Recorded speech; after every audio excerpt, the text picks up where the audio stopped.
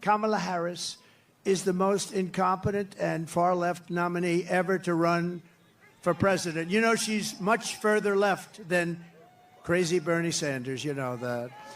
She wants to open borders. She took the most secure border in U.S. history and turned it into the worst border in the history of the world. Remember, she was appointed border czar. She says she wasn't now after 3 years, but she was. But whether she was or not, she was in charge of the border. And the other day I saw her get up and say, we will do this, we will do that. We're going to. Why didn't they do it 4 years ago? Why didn't they do it? The damage is been done. She let in 21 million illegal aliens from all over the world, from prisons and jails and mental institutions and insane asylums, and they're terrorists at record levels, at levels we've never seen before. She cost you $29,000 a family through inflation price hikes. And now she wants a larger tax hike she wants to go the largest tax hike in American history. There's never been a tax hike like what she's proposing. She's going to raise your taxes a minimum of $3,000. She's a big taxer. And she was the original creator of Defund the Police.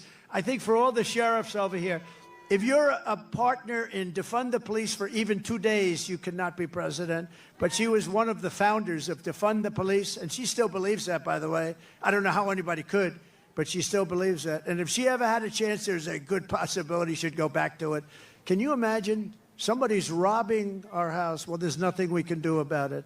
That's what they say there's nothing. You know, they tried it. And you know where they tried it? In Minnesota with our vice president.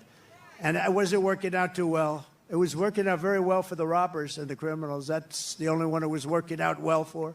Kamala Harris vowed to abolish ICE. She wants mass amnesty and citizenship for illegals.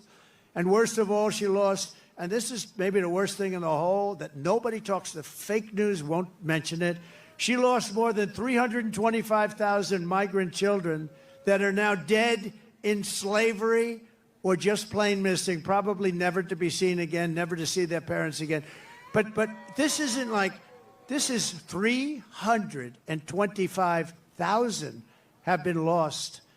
She praised the idea of a 70% to an 80% tax rate. She imposed a natural gas export ban on Pennsylvania, which is killing your energy workers and your pricing. You know, you have one of the highest energy costs in the country, and yet you're sitting on top of a massive amount of energy that she doesn't want to get.